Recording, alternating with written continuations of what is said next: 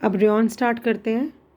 अच्छा, इसकी भी जो रेयॉन भी जो है ये इसकी जो रेशे हैं वो कमज़ोर होते हैं और गीला होने पर ये और ज़्यादा कमज़ोर हो जाते हैं। तो इनको आप जब धो रहे हैं तो बहुत ध्यान रखें। ये केमिकली कॉटन जैसा होता है बट शार से इसको बुरा असर पड़ सकता है। कॉटन को शार से असर नहीं पड़ता लेकिन रेयॉन को शार से असर पड़ सकता है। तो मैं फिर बता रही हूँ, आपको इसको थोड़ा सा माइल्ड सोप्स यूज़ करने और डिटर्जेंट यूज़ करने हैं। बहुत ज़्यादा स्ट्रॉन्ग सोप इसको आपने यूज़ नहीं करने हैं, हल्के साबुन का यूज़ करना है। और ये ड्राई क्लीनिंग विलायकों और दाग धब्बे हटाने वाले अभिकर्मकों को सह लेते हैं। ठीक है, तो ये उनको ड्राई क्लीनिंग सॉल्वेंट जो आप लेते हो ड्राई क्लीन करा सकते हो और ये वॉश करने पर श्रिंक करता है। हमेशा ये सिकुड़ जाते हैं तो आप इसको care has to be taken while laundering. Fabrics made of rayon tend to wrinkle, ये रिंकल करते हैं और स्ट्रेच भी इजीली हो जाते हैं क्योंकि इनके अंदर इलास्टिक रिकवरी और रेजिलियंस लो है।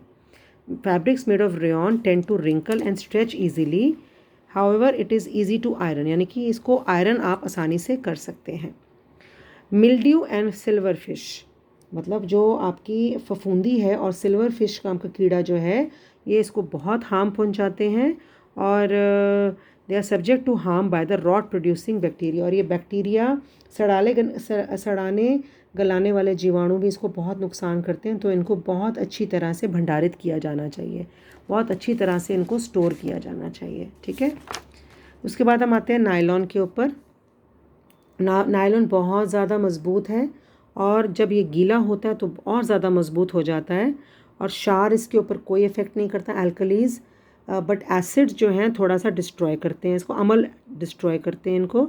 जो ड्राई क्लीनिंग सॉल्वेंट्स होते हैं, स्टेन रिमूविंग एजेंट्स होते हैं और डिटर्जेंट्स और ब्लीचेस इन पे आराम से यूज़ कर सकते हो, कोई फ़र्क नहीं पड़ता। सारे व्यंजक यूज़ कर सकते हो, डिटर्जेंट यूज़ कर सकते हो और अन्य गंदी वस्तुओं की गंदगी को ग्रहण कर सकते हैं ये। ठीक है, बाहर से जो है दूसरे कपड़ों से गंदगी अपने अंदर ले सकते हैं और ये पानी एब्जॉर्ब नहीं करते, जल को अवशोषित नहीं करते, मतलब इसलिए जल्दी सूख जाते हैं। आपने धोया और आधे घंटे के अंदर आइए सूख जाते हैं क्योंकि जल को अपने अंदर एब्जॉर्ब ही नहीं करते।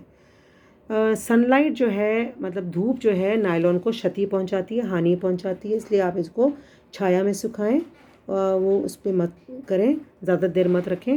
खिड़की के पर्दों के लिए ये उपयुक्त नहीं है। ठीक है, क्योंकि मैंने बताया कि सनलाइट इनको कमज़ोर करता है, तो आपकी जब खिड़कियों में सूरज आएगा तो ये नुकसान पहुंचाएगा। फिर आते हैं पॉलिएस्टर के ऊपर। पॉलिएस्टर जो है जब गीला होता है तो कोई ऐसा नहीं है कि कमज़ोर हो जाता है, इसको आप आसानी से धो सकते हो। बहुत अच्छी इलास्टिक है इसके अंदर और वापस मतलब जिस तरह खींचा आपने वापस अपनी जगह पे आ जाएगा ये। और ये पानी को बिल्कुल अपने अंदर नहीं लेता, पानी नमी सोखने की क्षमता बहुत कम होती है। तो ये इसका नुकसान क्या हुआ, अगर आप गर्मियों में पहनोगे तो आपका पसीना नहीं सोखेगा, तो ये गर्मियों के लिए ठीक नहीं है, सर्दियों के लिए ठीक है। और अगर इस कपड़े पर तेल टपक जाए या गिर जाए तो इसका दाग आसानी से नहीं छूटता। ठीक है, तो उसके बाद माइक्रो ऑर्गेनिजम्स और इनसे, क्योंकि केमिकल से बना तो माइक्रो ऑर्गेनिजम्स तो खाएंगे नहीं इसको, जीवाणु उसी को खाता है जो नेचुरल होता है, ये तो केमिकल से बना हुआ है। ठीक है, आपने क्या करना है, मैंने बताया तेल के दाग इससे आसानी से नहीं छूटते, तो तेल के दागों में आप इनको तेल के दागों से सावधानी बरतनी है। और मैंने बोला पानी और ये एब्जॉर्ब नहीं करता, कोई भी पसीना पानी कुछ एब्जॉर्ब नहीं करता, तो गर्म जलवायु में ये आरामदायक नहीं है।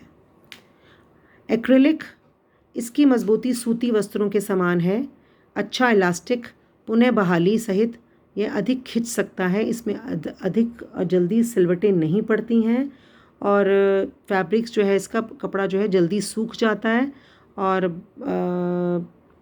जो है एल्कलीज को ये सह जाता है, एसिड्स को भी सह जाता है और सारे जो ड्राई क्लीनिंग के सॉल्वेंट्स हैं उनको भी सह जाता है। बहुत ज़्यादा आप इसको धूप में रखना चाहो रख दो, कोई प्रॉब्लम नहीं है। सभी प्रकार के साबुन डिटर्जेंट सब इस पर कोई प्रॉब्लम नहीं है। इसको कीड़ों से भी इसे हानि नहीं पहुंचती, लेकिन एक नुकसान है, ये आग को जल्दी पकड़ लेता है, तो इसमें आपको थोड़ा ख्याल रखना है। बच्चों के लिए नुकसानदेह हो सकता है, बच्चों को अगर आग के पास खेलना है तो वहाँ नहीं भेजेंगे इनको। और वैसे बाकी कुछ नहीं है, बिना किसी विशेष देखभाल के इसे आसानी से धोया जा सकता है। अब हम आते हैं यार्न स्ट्रक्चर के ऊपर। यार्न स्ट्रक्चर का मतलब होता है जब आपने छोटे छोटे धागों को, मैंने बताया था, छोटे छोटे रेशों को आपने मिलाया तो ये यान बना, ठीक है, सूत बना यानी कि। अब यान का क्या है, यान स्ट्रक्चर जो है, सूत नहीं सॉरी, धागा बना। यान स्ट्रक्चर का मतलब कि धागे की संरचना के बारे में पढ़ रहे हैं। यान स्ट्रक्चर यानी कि कितना आपने घुमाव दिया हुआ है, ये घुमाव जो आ रहा है इसके अंदर कितना दिया हुआ है, ये उसकी मेंटेनेंस को इफ़ेक्ट करता है, यानी कि रख रखाव को प्रभावित करता है धागे का घुमाव। तो जिसके ज़्यादा आपने घुमाव दिया हुआ है वो ज़्यादा जल्दी श्रिंक कर जाएंगे। और ठीक है ना। तो ब्लेंडेड यार्न्स का मतलब है कि बोथ तरह के fibres content would be taken care of. जब ब्लेंड यार्न किया आपने, एक कॉटन का आपने धागा लिया है, एक आपने साथ में वूल का धागा ले लिया, दोनों को अगर आपने मिलाया तो आपको दोनों की प्रॉपर्टीज़ देखनी पड़ेंगी। तो आप बहुत ज़्यादा हॉट वाटर यूज़ नहीं कर सकते जब पॉलिएस्टर को आपने कॉटन के साथ ब्लेंड किया है, क्योंकि वो श्रिंक कर जाएगा, ठीक है। ये आपको ध्यान रखना है।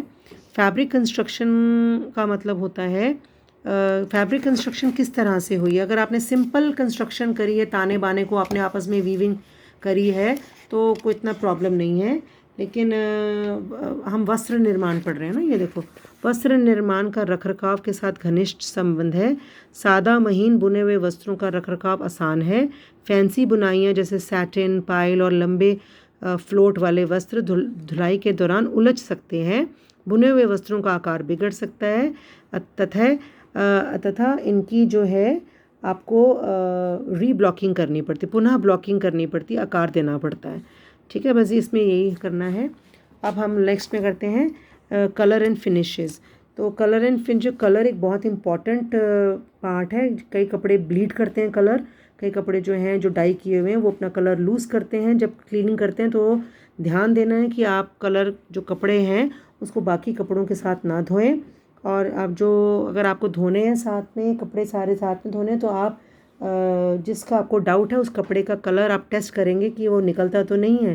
तो बहुत सारे जो फिनिशिंग ट्रीटमेंट्स हैं वो कपड़ों का जो बिहेवियर है वो अलग कर देते हैं।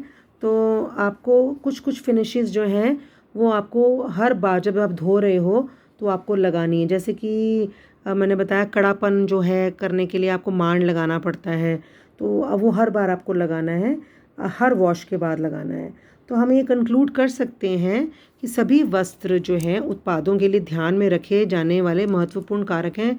वो है रेशे का अंश, रेशा कैसा है, तंतु की संरचना कैसी है, वस्त्र निर्माण कैसा है, ये सब बातें आपको देखनी है। ये सब मिलाकर रंग, रूप, आराम, टिकाऊपन और रख रखाव संबंधी आवश्यकताओं का निर्धारण करते हैं। अब हम लास्ट में आते हैं आपके लेबल के बारे में।